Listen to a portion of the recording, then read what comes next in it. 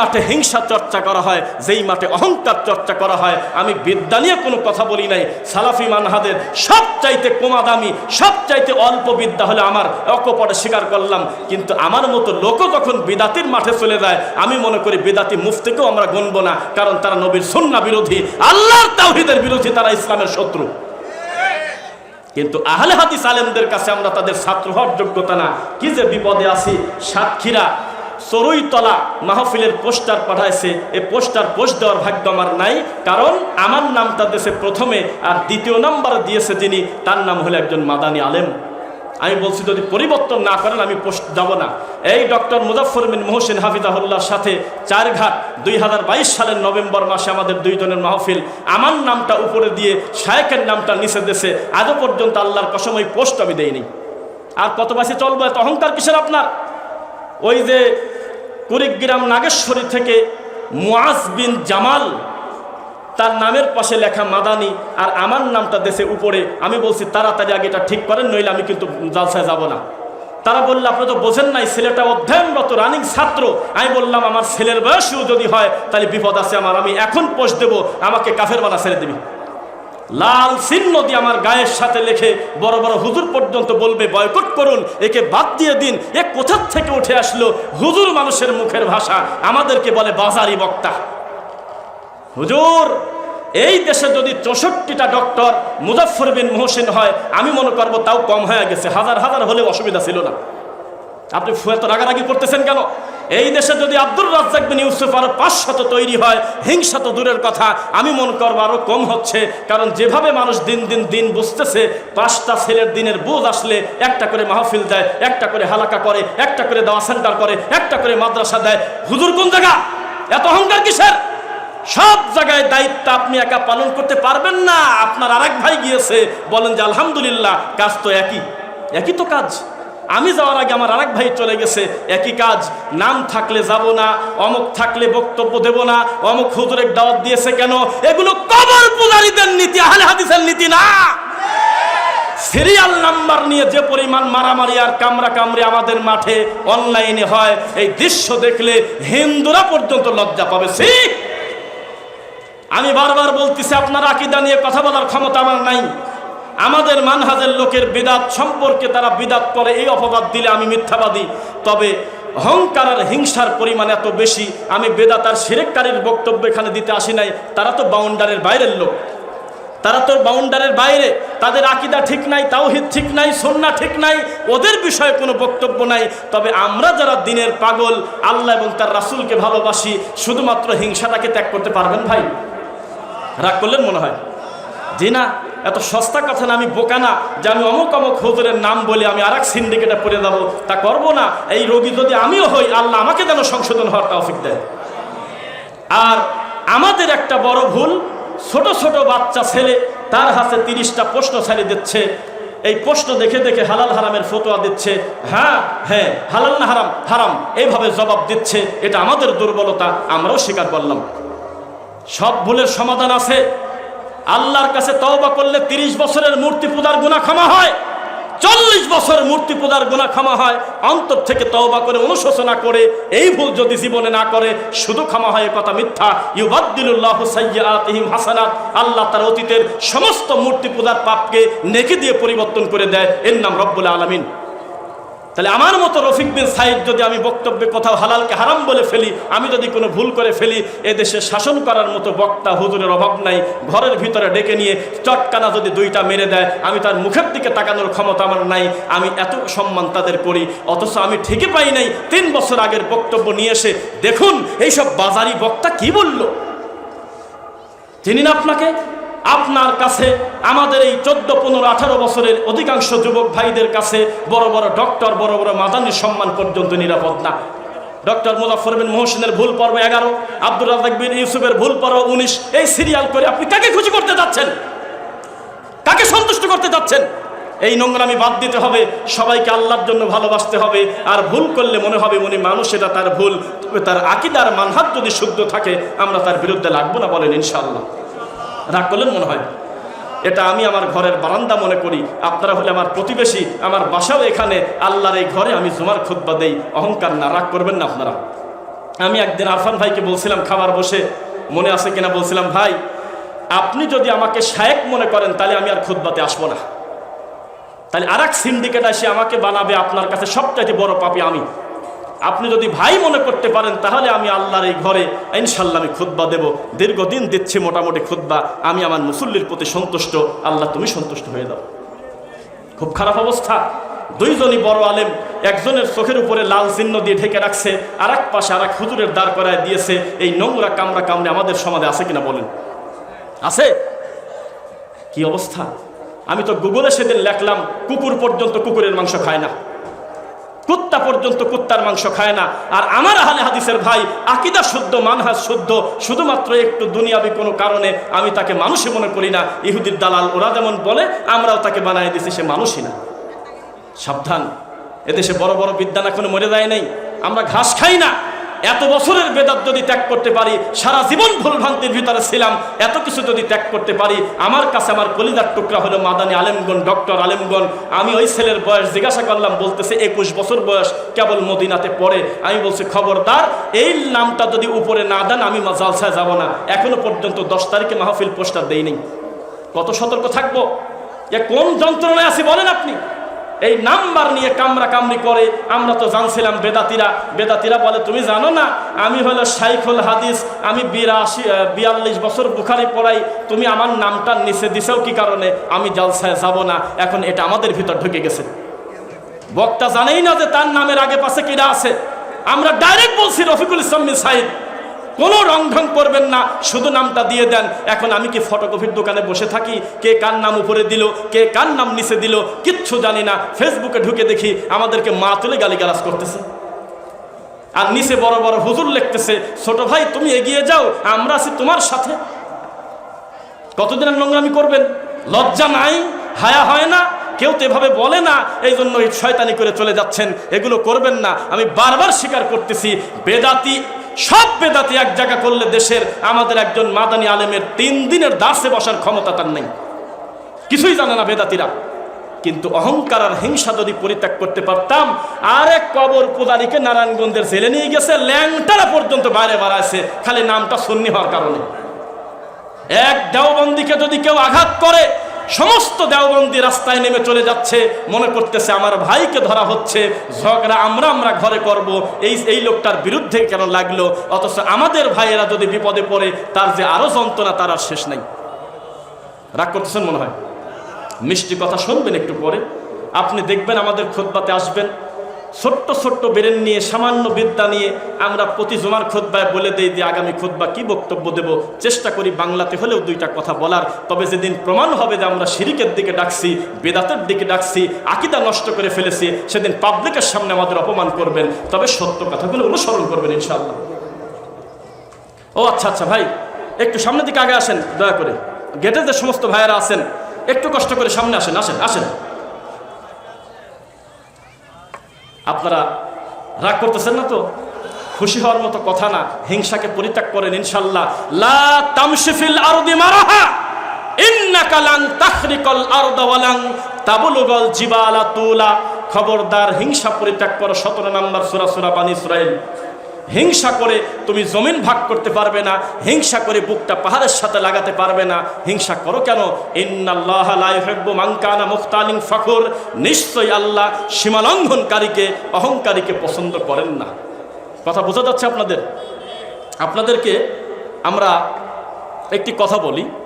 সালাফদের কিছু কওল জিজ্ঞাসা করি, তারা বলছেন যে হিংসা এমন একটা যন্ত্রণার আগুন, যেই আগুনে হিংসুক নিজে নিজেই পুড়ে দেয়। পেটটা ফুলে আছে গ্যাসের মতো, কাউকে দেখতে পারে না, আর এক হুজুরকে দেখলেই তার হিংসা হয়। আপনাদের একটা কথা বলি, শেখ আহমেদ দিদাদের নাম শুনছিলেন জীবনে? শুনছেন শেখ আহমেদ দিদাত? লিল্লাহি তাকবীর। শেখ আহমেদ দিদাত লোকটার চেহারা দেখতে কালো, আফ্রিকায় থাকে, সম্ভবত ইন্ডিয়ায় তার জন্ম হয়েছিল। মানুষটার চেহারার দিকে তাকালে মনে হয় আল্লাহ এইভাবে তুমি তাকে কবুল করলে, যার বংশে কোনো শাইখুল হাদিস নাই, এমনভাবে আল্লাহ কবুল করে নিয়েছে, তার বক্তব্যের সামনে ইহুদি খ্রিস্টানের খালি হাঁটু কাঁপে। ডক্টর জাকির নায়েকের বাপ মা দোয়া করছিল, আল্লাহ আমার ছেলেকে একটা ডাক্তার বানাও, এমন ডাক্তারই বানাইছে যার সামনে বক্তব্য দেওয়ার মতো, যার সামনে চ্যালেঞ্জ করার মতো পৃথিবীর কোনো অমুসলিমের ক্ষমতা নেই। এমন জ্ঞান আল্লাহ দিয়েছে, আপনি মনে রাখবেন, সুম্মা আওরাসনাল কিতাব আল্লাযী নাসতাফাইনা মিন ইবাদিনা।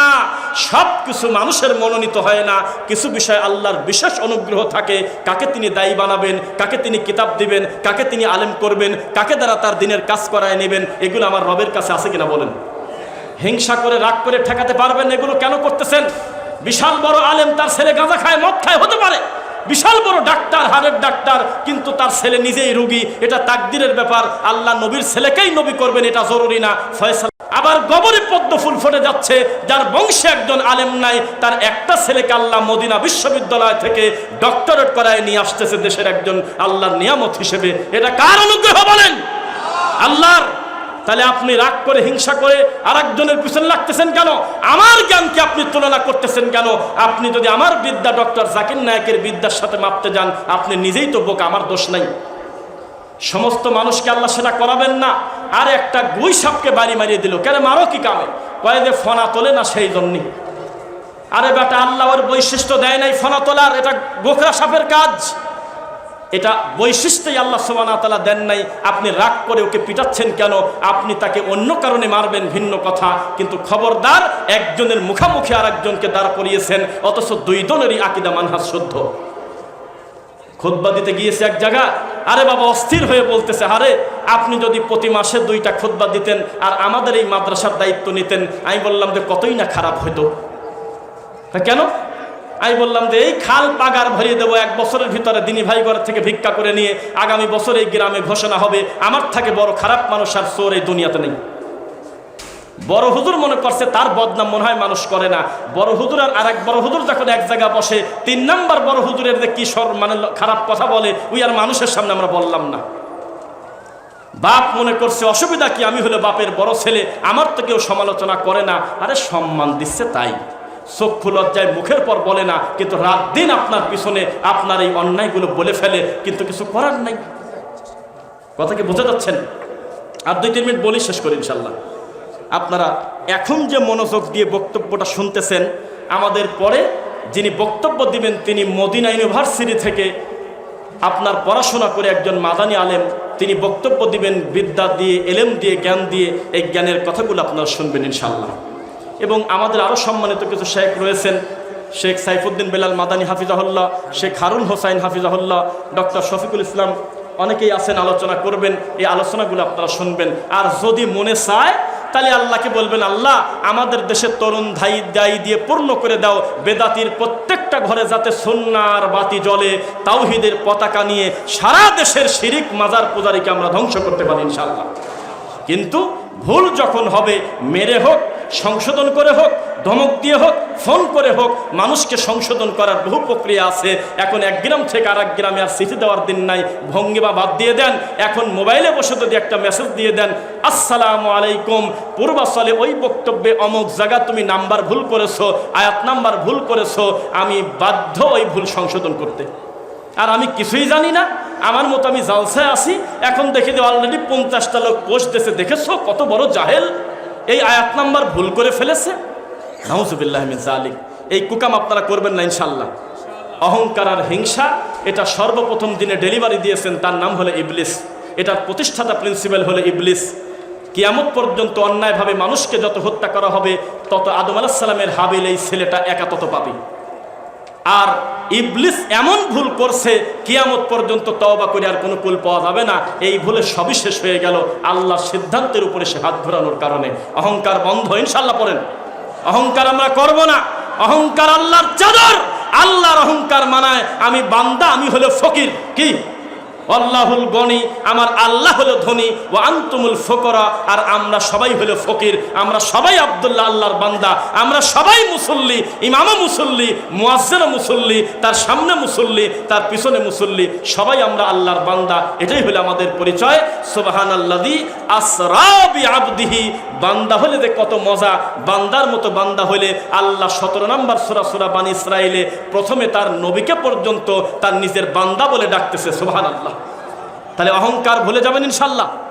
খবরদার আপনার পছন্দ হয় না অমুকের বক্তব্য শুনবেন না, আপনার ভালো ভালো আলেমকে বাছাই করার সুযোগ আছে, তবে কারোর প্রতি অবজ্ঞা করে কাউকে বড় করতে গিয়ে আর এক ভাইকে কোনোদিন বেইজ্জত করবেন না, বলেন ইনশাআল্লাহ।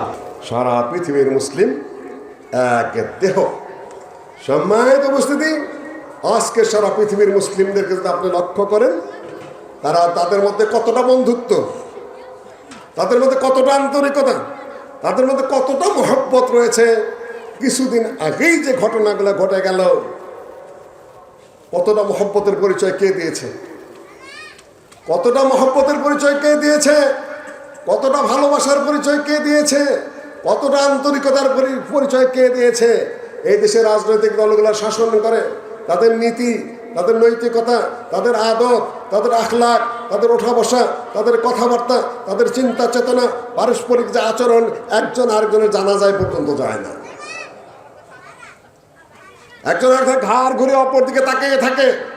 ইসলাম শিখেছে আপনি সালাম করবেন, ইসলাম শিখেছে আপনি সালামের জবাব দিবেন।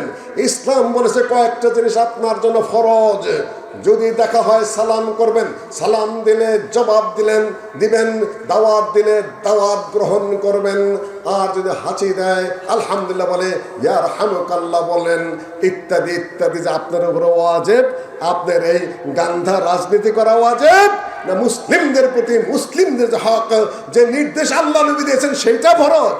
কোনটা? জবাব নেই, বোঝেন না কিছু, তাই না? কোনটা জরুরি? আল্লাহ নবী আপনাকে কি শিখালো, আর আপনার এই পচা রাজনীতি আপনাকে কি শিখিয়েছে? সংশোধনের প্রয়োজন। সম্মানিত উপস্থিতি, মুহাম্মদুর রাসূলুল্লাহ والذين معه أشداء على الكفار رحماء بينهم تراهم ركعا سجدا يبتغون فضلا من الله ورضوانا سيماهم في وجوههم من أثر السجود। সিজদার কারণে তাদের কপালে দাগ থাকে, এটাই পর্যন্ত থাক। الذين مكناهم في الأرض أقاموا الصلاة وآتوا الزكاة وأمروا بالمعروف ونهوا عن المنكر ولله عاقبة الأمور। তোমাদের মধ্যে যাদেরকে আল্লাহর পক্ষ থেকে ক্ষমতা দেওয়া হয়, তাদের প্রধান কাজ কি? রাষ্ট্রে ক্ষমতা যারা যাবে মুসলিম ভূখণ্ডে, তাদের প্রধান কাজ কি? আকামুস সালাহ। প্রথম কাজ হলো সালাত বাধ্যতামূলক করে সেটা কায়েম করা। আকামুস সালাহ, আসসালাহ আসসালাহ। 7 বছর 10 বছর থেকে নিয়ে মৃত্যুর আগ পর্যন্ত কোনো ব্যক্তি কোনো মুসলিম কান্ট্রিতে নামাজি থাকতে পারবে না। এই জন্য এই ভূখণ্ড স্বাধীন করা হয়েছিল ইংরেজদের কাছ থেকে। এই জন্য হিন্দুদের কাছে ছুটানো হয়েছিল। তখনকার নেতৃবৃন্দ অধিকাংশ এই ধরনের ছিলেন যে এই রাষ্ট্র ইসলামিক হবে, এখানে ইসলামিক শাসন ব্যবস্থা কায়েম হবে, কোরআন এবং সুন্নাহ অনুযায়ী রাষ্ট্রটা চলবে। না হলে ভারতের সাথে মিশে চলতে সমস্যা কি ছিল? আমাদের কি সমস্যা ছিল? ভারতে মুসলমান আছে না, ওরা নামাজ তো পড়েই, ওরা তো রোজা রাখেই, ওরা তো হজ করেই, ওরা নিজেরা যাকাত দেয়। তা আমার এই স্বাধীন ভূখণ্ডের দরকারটা কি? স্বাধীন ভূখণ্ডের দরকার এইটা যে নিজের ভূখণ্ডে নিজে আমি কায়েম করতে পারবো। কোরআন এবং হাদিস কেউ আমাকে বাধা দেওয়ার নেই। সম্মানিত উপস্থিতি, খুব জোরে জোরে বক্তৃতা করি আমরা, খুব জোরে জোরে ওয়াজ করি। নবী মুহাম্মদ সাল্লাল্লাহু আলাইহি সাল্লাম কাবার ঘর থেকে মূর্তি কখন ভাঙতে পেরেছেন? কে বলতে পারবেন? কত হিজরি? 8ম হিজরিতে মূর্তি ভেঙেছেন। আজকাল যারা যে মাজার ভাঙ্গা শুরু হয়েছে, তাই না? কিছু কিছু মাজার ভাঙ্গা যাচ্ছে। আমি শাসন করে দিচ্ছি, সরকার কিন্তু অ্যাকশনে যাবে। আন্তর্জাতিক জগৎ বাধ্য করলেও করবে, বর্তমান সরকারের বাধ্য হলেও করবে। সরকার কিন্তু অ্যাকশনে যেতে বাধ্য হবে, কেননা মাজার এটা অন্যের সম্পত্তি। শিরক যদি হয়েও থাকে, শিরক আছে, তার বিরুদ্ধে বক্তৃতা তো আমাদের করতেই হয় এবং চলবে ইনশাআল্লাহ। কিন্তু কেউ কি আহলে হাদিসের কেউ কি মাজার ভাঙতে গেছেন? যাবেন না। এই মুহূর্তে আমি নিষেধ করে দিচ্ছি আপনাদেরকে, একেবারে পুরোপুরি নিষেধ করে দিচ্ছি। মাজার পূজা হারাম, মাজার পূজা হারাম। আল্লাহ নবী মাজার ভাঙতে বলেছেন, আল্লাহ নবী এই সকল পূজার কবর ভাঙতে বলেছেন। আলী রাদিয়াল্লাহু তাআলা আনহু বলেন, আনিল হাবি হাজ্জাজ আল আসাদি রাদিয়াল্লাহু তাআলা আনহু قال আলা আবআসুকা আলা মা বা'সানি আলাইহি রাসূলুল্লাহ সাল্লাল্লাহু আলাইহি সাল্লাম আল্লা তাদা কবরান মুশরিফান ইল্লা সাওয়াইতা ওয়ালা তিমসালান ইল্লা তামিস্তা। আলী রাদিয়াল্লাহু তাআলা আনহুকে আল্লাহ নবী নির্দেশ দিয়েছিলেন, যত মাজার কেন, খালি পূজা কেন, উঁচা কবর থাকলেই ভেঙে দেবে। এটা কার নির্দেশ? উঁচা কবর থাকলেই সেটা ভেঙে দিতে হবে। কার নির্দেশ? কিন্তু আপনি কখন ভাঙতে পারবেন? কখন ভাঙতে পারবেন? রাষ্ট্র হলো একদিকে, মাজারের মালিকেরা অন্যদিকে, আর আপনি হলেন অন্যদিকে। আপনি এখন মাজার ভাঙতে পারবেন? মূর্তিগুলা যে বাংলাদেশের ভাঙ্গা হলো, সেদিন আমার উপরে কিছু রাগ করেছে কেউ কেউ, আমি ভেঙেছি মুসলিউদ্দিন, ডক্টর মুজাফর না, শেখ আব্দুর রাজ্জাক না, তার ছেলে আব্দুল্লাহ বিন আব্দুর রাজ্জাক না, ডক্টর গালেব না। ভাঙলো কারা? ভাঙছে কে? ছাত্র জনতা ভেঙেছে। কোথায় সাহস পেল? কোথায় শক্তি পেল? তারা ঐক্যবদ্ধ হয়েছিল, তারা পাওয়ার সংগ্রহ করেছিল। জনগণকে এমন ভাবে তারা ব্যবহার করতে পেরেছে যে তারা ভেঙে খান খান করে দিয়েছে। আর রাষ্ট্রীয় শক্তি ছাড়া, রাষ্ট্রীয় পাওয়ার ছাড়া যত কিয়ামত পর্যন্ত বক্তৃতা করেন, একটাও ভাঙতে পারবেন না। ভাঙলে আপনি আইনের কাছে মরে যাবেন। যেটা ভাঙবেন ঘাড়ে ধরে আপনাকে সেটা বানিয়ে দিতে হবে। নবী সাল্লাল্লাহু আলাইহি সাল্লাম ষষ্ঠ হিজরিতে কাবার ঘরে মূর্তি ছিল সেই অবস্থায় তওয়াফ করেছেন, না মূর্তি ছাড়া অবস্থায় তওয়াফ করেছেন? কে বলতে পারবেন? কাবার ঘরে মূর্তি ছিল কি ছিল না যখন আল্লাহ নবী কাবার ঘর তওয়াফ করেছেন? বলতে পারতেছেন না? কাবার ঘর যখন তওয়াফ করলেন তিনি মদিনার থেকে গিয়ে, কাবার ঘরে মূর্তি ছিল কি ছিল না? জায়েজ হলো কি না জায়েজ হলো?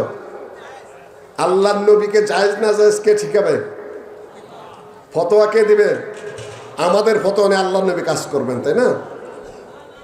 ভালো করে বোঝার চেষ্টা করো হুজুর ভাইয়েরা।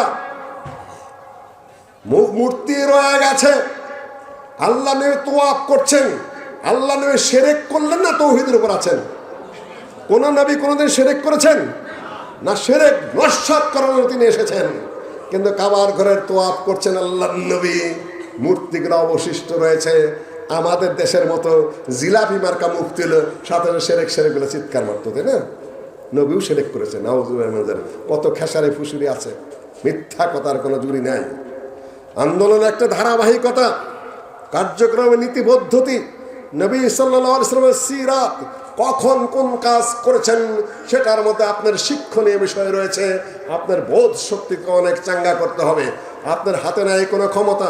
আমি খাই অন্যের চান্দা, ওয়াজ করে আরেকজনের মাহফিলে, আমি করে আরেকজনের পয়সা দেয় বিল্ডিং, আর আমি যা মূর্তি ভাঙবার জমো, তাই না?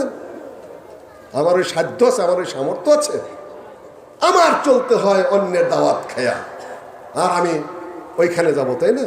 তোমার অস্তিত্ব থাকবে? নবী মুহাম্মদ সাল্লাল্লাহু আলাইহি সাল্লাম সাহাবীদেরকে গঠন করেছেন মুহাম্মাদুর রাসূলুল্লাহ ওয়াল্লাযিনা মাহু।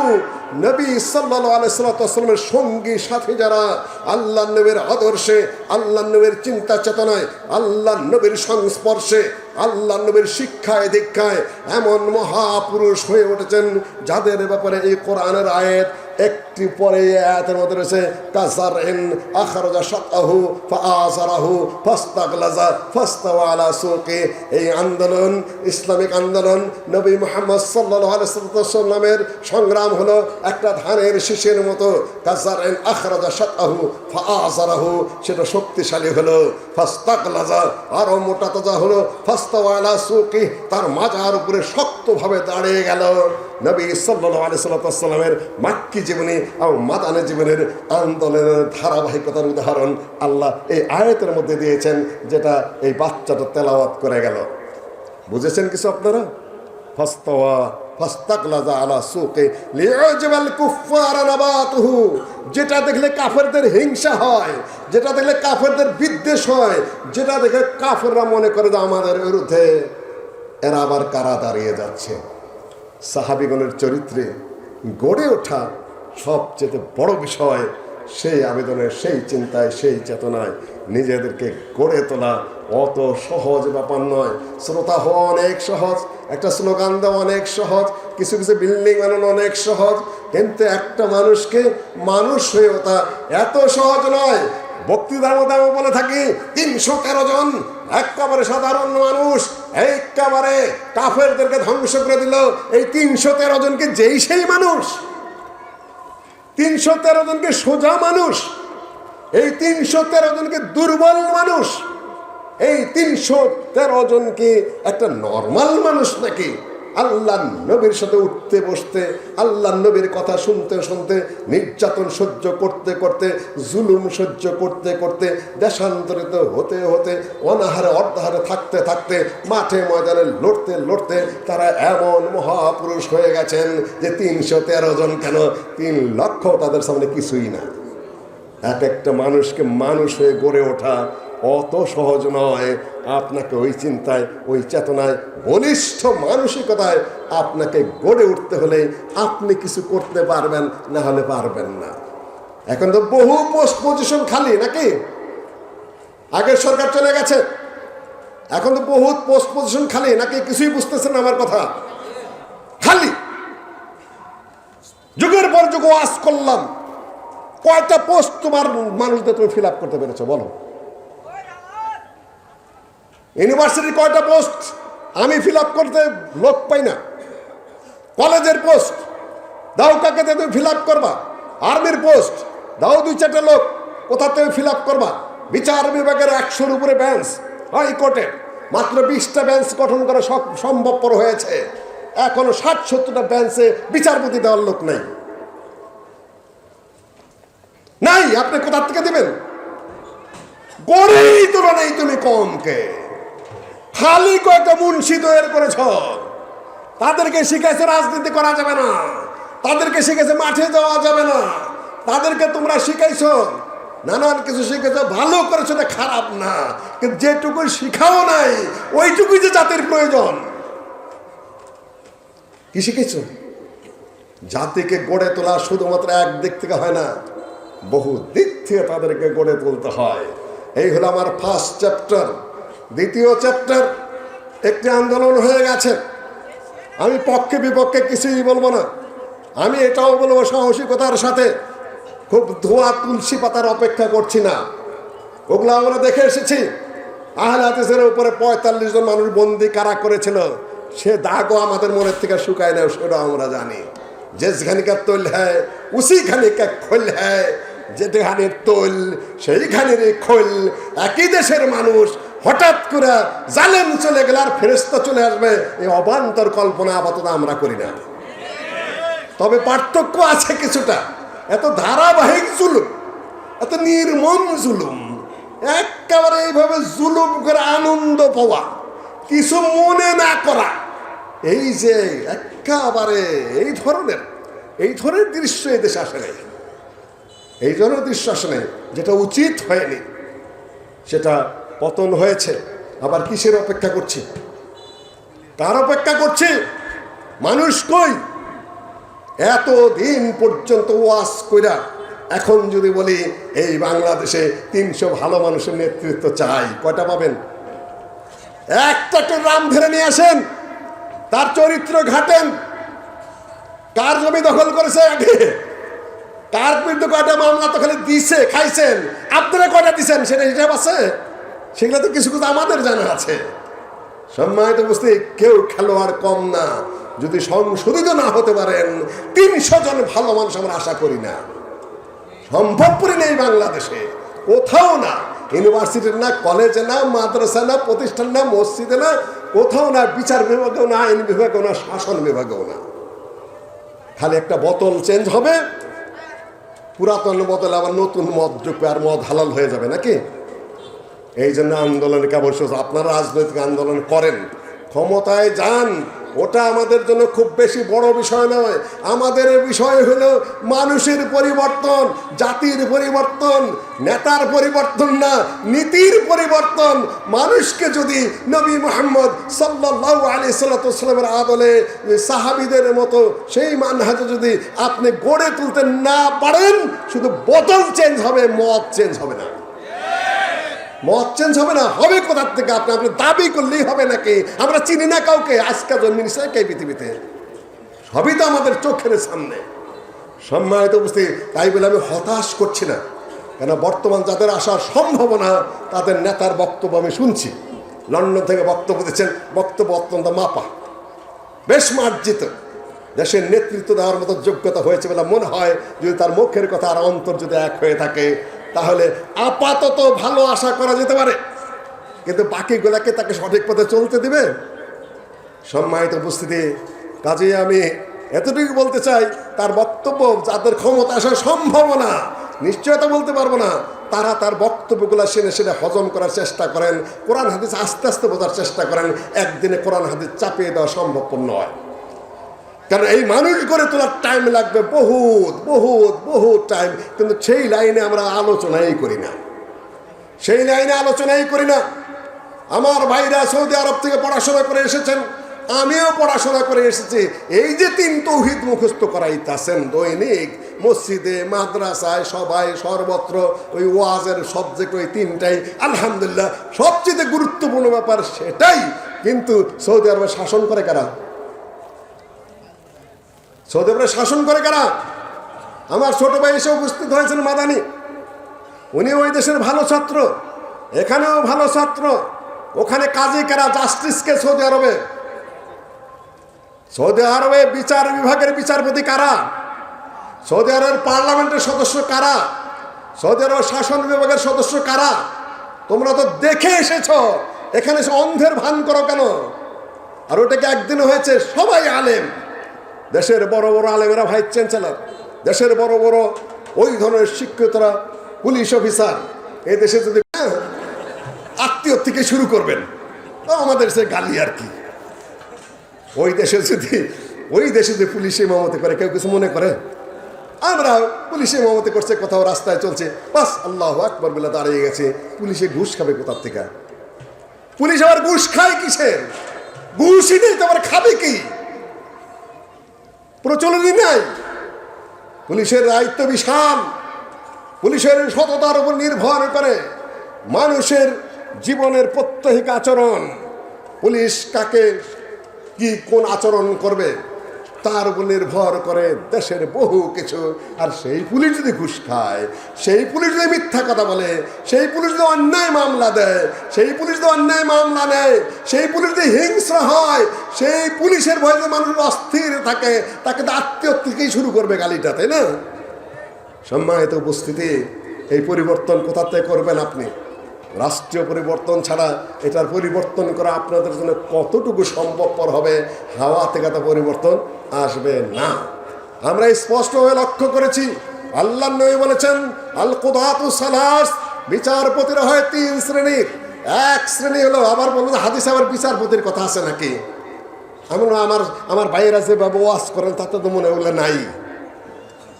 আল কুদাতু সালাস, বিচারকরা কয় প্রকার? 3 প্রকার। এক প্রকার হলো বিচার জানে না, দলিল প্রমাণ জানে না, তার জ্ঞান নেই, কিন্তু বিচার করে, তার পিছনে সঠিক হয় সেটা ব্যাঠিক, সেটা বাতিল করে দিয়ে আবার যে জজ ভালো জানে তাকে দিয়ে বিচার করতে হবে, যদি রায় একও হয়। আমি বুঝাইতে পারছি আপনাকে? যে বিচারের নিয়ম জানে না, কোরআন জানে না, হাদিস জানে না, কিভাবে বিচার করবে সে নিয়ম তার জানা নাই, ইসলামিক আইন কানুন সে জানে না, সে যদি বিচার করে তার বিচার যদি সঠিক হয় সেই বিচার মানা যাবে কিনা?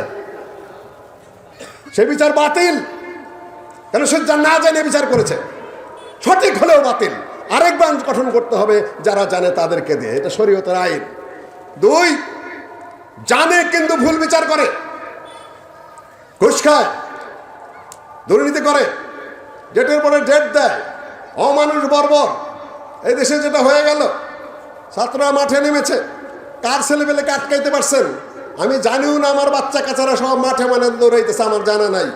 হঠাৎ করে পুলিশ যখন এসে বাড়িতে উপস্থিত, গ্রামে পুলিশ চলে গেছে, আমার বাসায় এসে পুলিশে কার্ড দিয়ে গেছে, ওইখানে ফোন করতেছে, আপনার অমুক ছেলে অমুক মেয়ে সমন্বয় কিনা, ঢাকা বিশ্ববিদ্যালয় না জাহাঙ্গীরনগর বিশ্ববিদ্যালয়। আমি তো একটা করে উত্তর, আমি তো কিছুই জানি না, কে কাকে ঠেকাবে? আমি তো সালাফি করা না, তাই না? আমার তো এগুলো জানার কথা না। পোলাপান তারা অত বেশি সালাফি না, তাদের গায়ের মধ্যে এখন রক্ত আছে, তাই বলে আমার সালাফি ভাইরা রাগ করো না, আমার খুব ক্ষোভ আছে তোমাদের প্রতি কিছুটা, তোমাদের বক্তব্যের বিরুদ্ধে। আমি তো জানি না খাঁটি সালাফি হও। এই যে সৌদি আরব দেখতে পাচ্ছি, সেখানে দিনে দুপুরে তারা কবর পূজা করতো, জাহিদুল্লাহ খাত্তাবের কবর পূজা হতো না, সেখানে শাসক জালেম করতো না, সেখানে কি যাকাত ব্যবস্থা বন্ধ ছিল না, সেখানে কি অন্যায়ভাবে কর আদায় হইতো না, সেখানে কি ইসলামিক বিচার ব্যবস্থা যে ছিল না, সেখানে মোহাম্মদ বিন সৌদ তারপরে আর অন্যান্যরা তখন ওই দেশগুলা শাসন করতো, পূর্ব এলাকার নজদের আইয়া ওয়াইনিয়া শাসন করত। সেখানে মোহাম্মদ বিন আব্দুল ওয়াহাব রাহিমাহুল্লাহ আসলেন, খাঁটি তৌহিদের বাণী নিয়ে আসলেন, খাঁটি সুন্নতের বাণী নিয়ে আসলেন, সব কিছু সংস্কারের বাণী নিয়ে আসলেন। নিজ এলাকার যে তাকে বললেন সেই শাসককে, এলাকার শাসককে, যে আপনি ইসলামিক শাসন ব্যবস্থা পুনরুদ্ধার করুন, আল্লাহ আপনাকে রহম করুন। প্রথম মেনে নিলেন, সেনাপতি সুলাইমান মানতে চাইল না। তারপরে উনি সেখান থেকে চলে গেলেন আরেক দেশে, দারাইয়ার শাসনকর্তা যেখানে মোহাম্মদ বিন সৌদ, সেখানে গিয়ে তার এক ঘনিষ্ঠ সাগরিদ সোয়াইলেমের ঘরে গিয়ে উঠলেন। সোয়াইলেমের ঘরে থাকা অবস্থায় আমির মোহাম্মদ বিন সৌদের স্ত্রী ইনি বললেন, ইনি কিন্তু অনেক বড় শায়েখ, ইনি কিন্তু অত্যন্ত বুজুর্গ দিনদার মানুষ, এনার প্রসঙ্গে জানি ইনি আসছেন আপনার বাড়ির কাছে, আপনি সেখানে যান, সম্মান দেন তাকে ডাকাইন না। স্ত্রী বলছে, মোহাম্মদ বিন সৌদ রাহিমাহুল্লাহ, মোহাম্মদ বিন সৌদ না, ইমাম মোহাম্মদ বিন আব্দুল ওয়াহাব রাহিমাহুল্লাহ, আমরা রাহিমাহুল্লাহ বলবো, তিনি এসেছেন তার দেশ থেকে, তার প্রদেশ থেকে, তাকে আরেক প্রদেশ থেকে তাকে তাড়িয়ে দেওয়া হয়েছে, তিনি চলে এসেছেন সোয়াইলেমের ঘরে, তিনি আশ্রয় নিয়েছেন। মৌদি হল মোহাম্মদ বিন সৌদ, তিনি যে শাসক, তার স্ত্রীর নাম। তিনি বললেন, অনেক বড় শায়েখ, অনেক দিনদার মানুষ, খুবই সাহসী, ইসলামিক রাষ্ট্র প্রতিষ্ঠার কথা বলার কারণে সেই দেশের তার এলাকার শাসক তাকে বের করে দিয়েছে দেশ থেকে। আপনি স্বয়ং যাবেন, তাকে ঘরে ডাকবেন না, কারণ এটা বেয়াদবি হবে। দেখুন কত বড় মহিলা, কত বড় চিন্তার মহিলা, কত বড় বুদ্ধিমতী এবং দিনদার মহিলা। এই শাসক চলে গেলেন ইমাম মোহাম্মদ বিন আব্দুল ওয়াহাবের যেখানে আশ্রয় আছে, মেহমান আছেন, সেইখানে গিয়ে সালাম করলেন। সালাম করার পরে কথোপকথন হলো। কথোপকথনের পরে বললেন যে, আচ্ছা শেখ, আপনি কি চান? যে আমি চাই যে তুমি এটাকে ইসলামিক স্টেট করো, কোরআন হাদিস এখানে বাস্তবায়ন করো। তখন সে বলল যে আমি যে কোরআন হাদিস বাস্তবায়ন করি, এখানে যদি ইসলামিক স্টেট করি, এখানে যদি বিচার ব্যবস্থা চালু করি, তাহলে আমার তো সমস্যা আছে। আমি যে প্রজাদের কাছ থেকে অতিরিক্ত কর নেই ফসলের সময়, সেটার কি হবে, আর মানুষের কি হবে, দেশ চালাবো কি দিয়া? এখন যেটা প্রশ্ন ওঠে, তাই না? ব্যাংক চলবে কি দিয়া, পররাষ্ট্রনীতি চলবে কি দেয়া, বিচারের ব্যবস্থা করবো কি দেয়া? মাথার থেকে হারিয়ে গেছে সম্পূর্ণ। ইসলামের যে কোনো ক্ষমতা আছে এটা হারিয়েই ফেলেছে। আল্লাহ আব্দুল্লাহ আল কাফি আল কুরাইশি রাহিমাহুল্লাহ, তাকেও সেই 59 সালে প্রশ্ন করেছিল, পাকিস্তান শাসন কমিশন, ব্যাংকের কি হবে, পররাষ্ট্রনীতি কি হবে, সংখ্যালঘুদের কি হবে? আপনি যে বলছেন, দেখুন দেশের আর কেউ সাহসী পায়নি লিখতে, কোনো হানাফি সাহস পায়নি, কোন আলেম সেখানে এগুলো উত্তর দিতে সাহস পায়নি। সাহস পেয়েছেন আহলে হাদিসদের প্রধান আল্লামা আব্দুল্লাহ আল কাফি। 40টা প্রশ্ন করা হয়েছিল তাকে, এগুলোর জবাব আপনি লিখিত দেবেন। রাষ্ট্রের পক্ষ থেকে তিনি লিখিত দেওয়া শুরু করলেন। এই মুহূর্তে আমি আপনাদের সামনে একটা প্রশ্ন তুলে ধরি। গতকাল আমাদের যে উপদেষ্টা পরিষদ গঠিত হয়েছে, সেখানে তার যে প্রধান প্রফেসর ডক্টর ইউনূস সাহেব আলেমদেরকে ডেকেছিলেন। জানেন নাকি আপনারা কেউ? জানেন আহলে হাদিসের প্রতিনিধি ছিল কিনা? কে?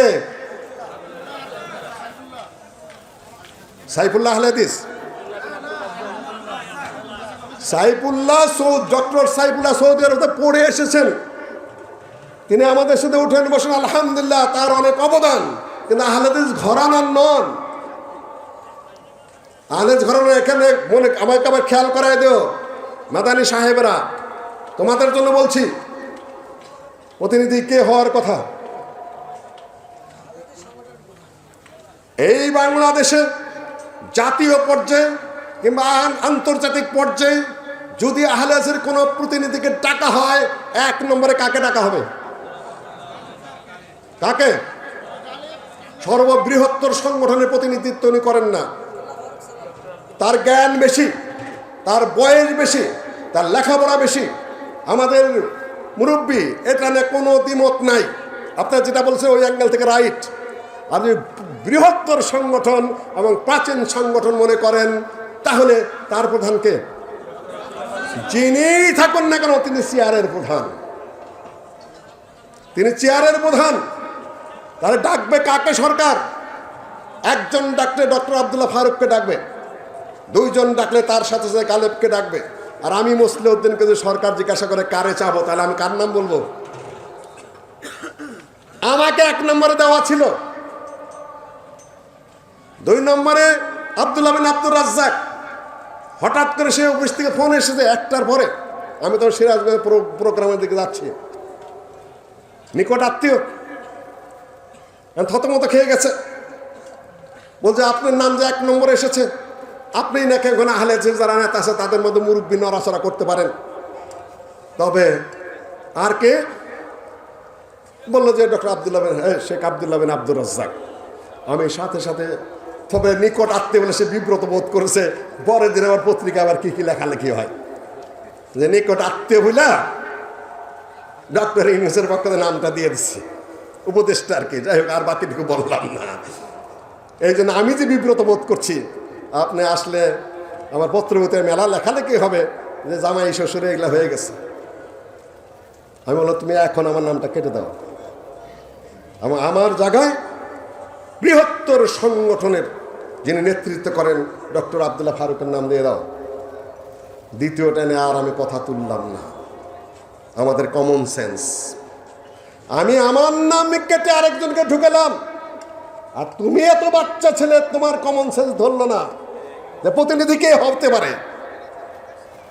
এটা বিবেচনা নিজের পয়দা করতে হবে, শিখতে হবে। এগুলা মুখপত্র কে হয় একটা সংগঠনে কোন দিকে, তোমার যোগ্যতা নিয়ে আমার কোনো দ্বিমত নাই, তোমার ব্রেন নিয়ে আমার কোনো দ্বিমত নেই, তবে তোমার কমন সেন্সের অভাব আছে। নিজেকে শুধরে নাও। কম ওইভাবে গঠিত হয় না, যার যার মতো মুখপাত্র হতে চলে না। ডক্টর আব্দুল্লাহ ফারুক আমার চেয়ে বয়সে কম, অভিজ্ঞতা আমার চেয়ে মেলা কম, তারপরেও তিনি বৃহত্তর সংগঠনের প্রধান। আমি আমার নাম কাটিয়ে তার নাম বসিয়ে দিয়েছি। শিখার চেষ্টা করো। একটা কম একদিনই গঠিত হয় না। চিন্তা চেতনা, বিবেচনা বোধ জাতীয় পর্যায়ে, আন্তর্জাতিক পর্যায়ে আমাদের হতে হবে। সম্মানিত উপস্থিতি, এটা আমি বলতে আসছি এই জন্য যে আর সবাই বক্তা কার উপর কারা বক্তৃতা করবে করো, কিন্তু জাতীয় পর্যায়ের বিষয় আছে, আন্তর্জাতিক পর্যায়ের বিষয় আছে। কোথায় যে কাকে ফেস করতে হবে সে ব্যাপারে তার মুখপাত্র আছে। সেদিন বলছিলাম ধানীখোলায় যে আওয়ামী লীগের 3 জন মুখপাত্র ছিল এক সময়, মাহবুব আলম হানিফ আর হাসান মাহমুদ সাহেব আর কাদের সাহেব। পরে 2 জনকে অফ করে দেওয়া হলো। কাদের সাহেব আধা মারা মানুষ, একাই অক্টোপাসের মধ্যে বেকাতারা হয়ে কইতে থাকতেন। জামাতের মুখপাত্র 1 জন, তাদের আমি ডাক্তার সাহেব। আর আহলে হাদিসের মুখপাত্র শেষ নাই, সবাই মহাপণ্ডিত। মহাপণ্ডিত হও, কিন্তু কথা বলতে যায় না। কোন জায়গায় কার কথা বলতে হবে সেটা তোমরা বুঝে বলার চেষ্টা করো, নাহলে জাতি ধ্বংস ছাড়া কখনো আগাতে পারবে না। কালকা ডাকলা, যাওয়া হলো, নাম আসলো, হাসির রোল পড়ে গেছে সারা দেশে। আহলে হাদিসের কোনো বয়স্ক মানুষ নাই, আহলে হাদিসের কোনো আলেম নাই, আহলে হাদিসের কোনো ফেস নাই। আমি তুমি আরো বড় হওয়া দোয়া করি, কিন্তু অসময়ে কুকর্ম করো না, শেখার চেষ্টা করো। বলবে তুমি এরকম নাম ধরে বলো, হ্যাঁ নাম ধরে বাপ বেটার সামনেই বলি।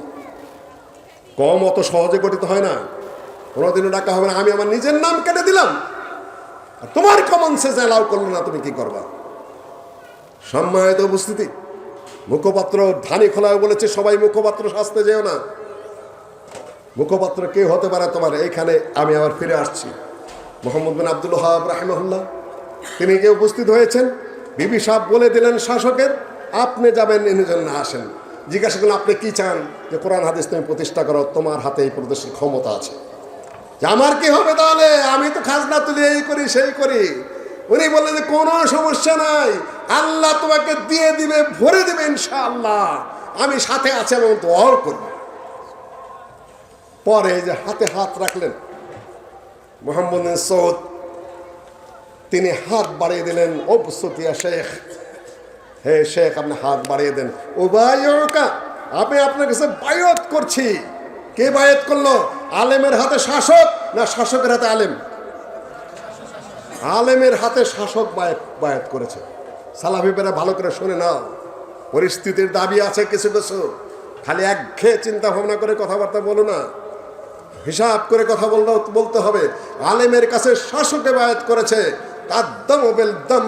ও আরেকটা শর্ত করেছিলেন যে আমি ইসলামী রাষ্ট্র কায়েম করতে যাব, শেখ আপনি যদি আবার আমাদেরকে ছেড়ে আরেক দিকে চলে যান, বলছি না আমি তোমার সাথে থাকবো। অভয় দিলেন তিনি, শেখ অভয় দিলেন। তারপরে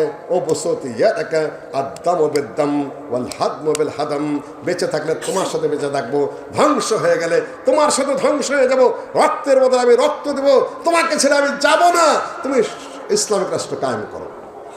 সেই দেশ এখন সৌদি আরব, তার নামেই সৌদি আরব, মোহাম্মদ বিন সৌদের নামে। যে শাসক মোহাম্মদ বিন আব্দুল ওয়াহাব শেখের সাথে বায়াত করেছিলেন, সেই দেশ তো। তারপরে কত যুদ্ধ হয়েছে কবর পূজারীদের সাথে, তুর্কিদের সাথে, কত সেনাবাহিনী সেখানে প্রস্তুত করতে হয়েছে। তারপরে না এখন সৌদি আরব। এমনভাবে আমার এক ভাই ওয়াজ করে মদিনার থেকে, নাকি ওই সৌদি আরব থেকে, মনে হয় যেন সৌদি আরবে এরকমই ছিল। সেখানে চুরি, সেখানে ডাকাতি, সেখানে অন ইসলামিক সব কিছু, সেখানে কবর পূজা সবই ছিল। বহু সংগ্রাম করে, বহু তলোয়ার চালিয়ে, বহু রক্তক্ষয়ী আন্দোলনের পরে তারপরেই সৌদি আরব প্রতিষ্ঠিত হয়েছে। সালাফি ভাই আমার জিলাপি, তুমি ইতিহাস জানো? হঠাৎ করেই উদয় হয়েছে। আমার এখানে যেরকম ইতিহাসের মাজার থেকে শুরু করে 52 সাল থেকে, ওখানেও আমার বন্ধুরা ইতিহাস শুরু করেন হাঁটুর থেকে। ইতিহাস প্রথম থেকে পড়ে আসো, তাহলে তোমার সামনে ক্লিয়ার হবে। এই যে মাঝখানে শায়েখের সাথে সন্ধি হলো, এই বিশাল সৌদি রাষ্ট্র ইমাম মুহাম্মদ বিন আব্দুল ওয়াহাবের সেই সংগ্রামের ফল, যার সাথে শাসক যুক্ত হয়েছিলেন। শাসক যুক্ত না হলে কবর ভাঙতে পারতেন না। কবর ভাঙতে গেলে শাসক যুক্ত হতে হবে, ইসলামিক পাওয়ার হাতে থাকতে হবে। কুল জাআল হক ওয়া যাকাল বাতিল ইন্নাল বাতিলা কানা যাহুকা। খুব কঠিন ওয়াজ করিতাম না, কুল জাআল হক ওয়া যাকাল বাতিল আপনারাও ছেড়ে দিয়েছেন, আমারও মাঝে মধ্যে ক্রুদ্ধ বক্তব্য আপনারা ছেড়ে দিয়েছেন। কিছু ভাঙতে পেরেছি আমরা? ভাঙলেন কে? কত হিজরিতে ভাঙলেন? যখন রাজনৈতিক পাওয়ার এসে গেল, পলিটিক্যাল পাওয়ার এসে গেছে, ক্ষমতা এসে গেছে, ওই সময়কার আয়াতেরা কুল জাআল হক ওয়া যাকাল বাতিল ইন্নাল বাতিলা কানা যাহুকা। আমার হাতে কোনো ক্ষমতা নাই, আমার হাতে কোনো পাওয়ার নাই, আমার হাতে রাষ্ট্রের কিছুই নাই, আমি সামিয়ানা ভাঙ্গে ওয়াজ করছি কুল জাআল হক ওয়া যাকাল বাতিল। কোরআন তেলাওয়াতের জন্য সওয়াব হবে ঠিকই, কিন্তু বক্তব্য তো হাওয়ায় উড়ে যাবে। কেন? আপনি ধারাবাহিক আন্দোলনে নাই, আপনি সিস্টেমে নাই। যার যার মতো আমরা নিজেকে প্রতিষ্ঠা করার জন্য গরম গরম বক্তৃতা করেই চলেছি। সম্মানিত উপস্থিতি, ৩য় নম্বর ধারা, সামনের কথা। এখন এইটা কয়েক মিনিট বলে আজকের জন্য আমি আমার বক্তব্য শেষ করতে যাব। এখন কি ঐতিহাসিক ধারা প্রক্রমায় আমরা ব্রিটিশ যুগ গেছে আমাদের উপর দিয়ে, তারপর রাজনৈতিক আন্দোলনে গেছে। ব্রিটিশ কালের যে যুদ্ধ আহলে হাদিসের নেতৃত্বে ছিল, রাজনৈতিক আন্দোলন যেটা শুরু হলো 47 থেকে পরবর্তী আহলে হাদিসের নেতৃত্বে ছিল। 71 সালে আর একটা প্রেক্ষাপট, একটা রাষ্ট্র হলো, সেখানে সমাজতন্ত্র, ধর্মনিরপেক্ষতাবাদ ইত্যাদি ইত্যাদি চাপিয়ে দেওয়া হলো। যে জন্য মানুষ যুদ্ধ করে নাই, এই হারামের জন্য মানুষ যুদ্ধ করে নাই। ওই জাতীয়তাবাদকে ওটা মানুষ চিনে না, সমাজতন্ত্র নেতাও বোঝে না। যদি বলে নেতা ভাষণ দিচ্ছেন, সমাজতন্ত্র কি বলেন তো দেখি? ওর সাধ্য আছে বলবে? কিছুই না, খালি বকওয়াজ করে, খামাখা খুতবা পাঠ করে খাড়ায় খাড়ায়। 12 চাঁদের 13 খুতবা যেরকম হুজুররা পাঠ করে, মেম্বারে দাঁড়াইয়া ওই নেতা হুজুরে 12 চাঁদের 13 খুতবা পাঠ করে। সম্মানিত উপস্থিতি, তুমি সমাজতন্ত্রও বোঝো না, তুমি জাতীয়তাবাদও বোঝো না, গণতন্ত্রের ধারে কাছেও তুমি নাই, তুমি খালি খুতবা পাঠ করেই চলেছ। সম্মানিত উপস্থিতি, সেই যুগ গেল। এখন আরেকটা যুগ। বিএনপি আমলে বেশ কিছু সংশোধন আনা হয়েছিল, বিসমিল্লাহ সংযোগ হয়েছিল, এবং ইসলাম বিরোধী কোনো আইন ওইভাবে না থাকলেও অল অ্যাকশনের পিছনে আমরা আল্লাহর বিষয়টাকে একেবারে সংবিধানে লিপিবদ্ধ করেছিলেন। বক্তৃতা এই মাঠে করতে পারি, কিন্তু সংবিধানের একটা অংশ চেঞ্জ করা তো সোজা না। আমি বক্তৃতা করতেছি না এখানে, এখন যদি বলি আমি সংবিধানে একটা অক্ষর চেঞ্জ করবো, আমি পারবো? সেটা কোথায় যেতে হবে? পার্লামেন্টে যেতে হবে, সেইভাবে চেঞ্জ করতে হবে। বক্তৃতা ঘন্টার পর ঘন্টা করতে পারবো, মাঠঘাট কাঁপিয়ে দিতে পারবো, কিন্তু সংবিধানে একটা অক্ষর যদি আমি চেঞ্জ করতে যাই, সেখানে কি করতে হবে? আমাকে ওইখানে যেতে হবে। যাওয়ার পরে এখন আবার এই ছাত্র জনতার আর একটা আন্দোলনের মাধ্যমে একটা পথ পরিবর্তন হয়েছে। এখন আহলে হাদিসের ভূমিকাটা কি করবেন? একটু আগেই বলেছি, জোয়ার যখন আসে, যখন আন্দোলন শুরু হয়, কেউ কাউকে রুখতে পারে না। ৭১ যুদ্ধে জুয়ানকে মানে যুবকদেরকে, ছাত্রদেরকে বাবা মা আটকাইতে পারছে? আটকাইতে পারে নাই, এখনো কেউ আটকাইতে পারে না। এখানে বিএনপি ছিল, আওয়ামী লীগ ছিল, ছাত্ররা তার সাথে জড়িত ছিল, সেটা পরে প্রমাণিত হয়েছে। সেখানে আমাদের মতো সালাফিদের ছেলেপেলেরাও মাঠেই ছিল একটা। এখন আমাদের কি করতে হবে? এখন আমাদের কাছে একটা সুযোগ এসেছে, একটা সময় এসেছে কথা বলার মতো। আপনি ইসলামের পক্ষে পূর্ণাঙ্গ কথা বলতে পারেন, ইসলামী রাষ্ট্রনীতির পক্ষে কথা বলতে পারেন, ইসলামী আইনের পক্ষে কথা বলতে পারেন, ইসলামী বিচারের পক্ষে আপনি কথা বলতে পারেন। আপনি রাস্তায় দাঁড়িয়ে দাবি জানাতে পারেন। এখানে কোনো এখন গোয়েন্দাও নাই, গোয়েন্দা আছে কিন্তু পুলিশ নাই, অ্যারেস্ট কখন হবেন তা নিয়ে অত চিন্তা নাই। কিন্তু কিছু কিছু হচ্ছে না তা না, আমরা ওই ধরনের অ্যারেস্ট পছন্দ করি না। সালাফি মঞ্চ থেকে বলছি, যার দোষ নেই তাকে অ্যারেস্ট করবেন না। সে একই কাজই যদি হয় তো পরিবর্তন হলো কি? সুনির্দিষ্ট কেস ছাড়া কেউ কাউকে অ্যারেস্ট করবেন না, ওটা বেআইনি, এটা অন্যায়। এই কাজ করবেন না। কোনো প্রিন্সিপালকে হটায় দেয় নিজের প্রিন্সিপাল বসাবেন না, কোনো ইমামকে হটিয়ে দে আরেক ইমাম বসাবেন না। এগুলো সবই জুলুম, এটা সবই অন্যায়। একজনের ছবি নামায় দেয়, আরেকজনের ছবি আবার সেখানে টানায় দেবেন, ওইটা না জায়েজ, আবার এইটা আবার জায়েজ হয়ে যাবে, দুটাই না জায়েজ। ওইটা আর করবেন না আপনারা, কারণ আপনার মুসলিম, ছবি ওইভাবে টানানো হারাম। এটা মাথার মধ্যে রেখেই চলেন। ওই বক্তব্যগুলো লন্ডন থেকে যেটা আসে, একটু ধীর স্থিরভাবে বোঝার চেষ্টা করেন যারা ওই দল করেন। সম্মানিত উপস্থিতি, এখন বক্তৃতা করতে পারছি, আমরা কথা বলতে পারছি, বই প্রকাশ করতে পারছি। এখন আপনি জোরালোভাবে গোছালো কথাবার্তা বলুন, দেশ গঠনের কথাবার্তা বলুন, জাতিকে হেদায়েতের কথাবার্তা বলুন, বিচার বিভাগের সংশোধনের কথা বলুন, পুলিশ বিভাগের হেফাজতের কথা বলুন, সুন্দর লাইনের কথা বলুন। আপনি ছাত্রদেরকেও সঠিক পথে চলার জন্য নির্দেশ দিন। মোমবাতি জ্বালানো শুরু করে দিয়েছিল ছাত্ররা। কি করব বললে হয়তো আপনার খারাপ মনে করবেন। এখন আমার মেয়ে পর্দা করে, এত কোনো সন্দেহ নাই। সেও এক ইউনিভার্সিটির সমন্বয়ক, পরে জানতে পারলাম পুলিশ ঘুরে আমার বাসাতে, আমি জানি না।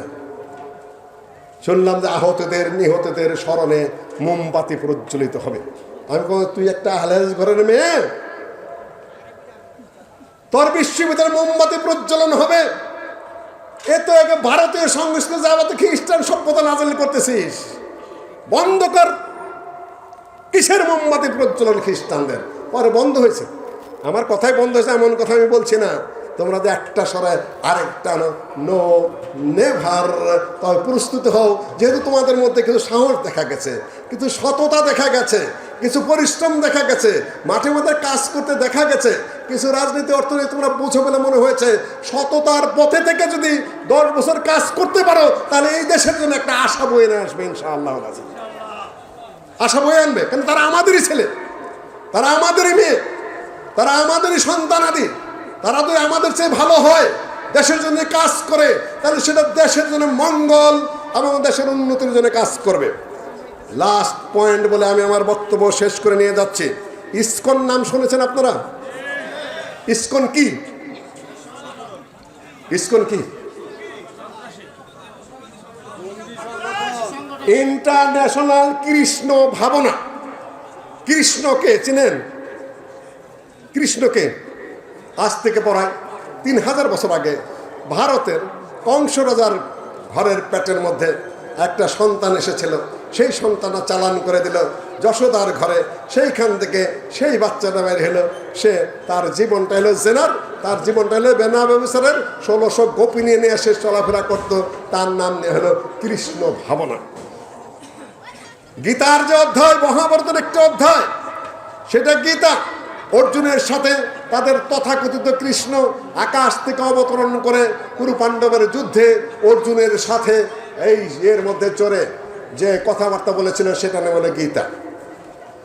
টিকে রেখেছে, গেরুয়া বসন পড়েছে, কপালে চন্দনা চর্চিত, গলায় রুদ্রাক্ষের মালা, দেখে মনে হয় কি একজন ব্রাহ্মণ, তাই না?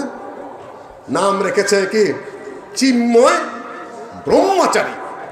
আমার প্রশ্ন, তুমি ব্রাহ্মণ, তুমি ক্ষত্রিয়, না তুমি বৈশ্য, না শূদ্র?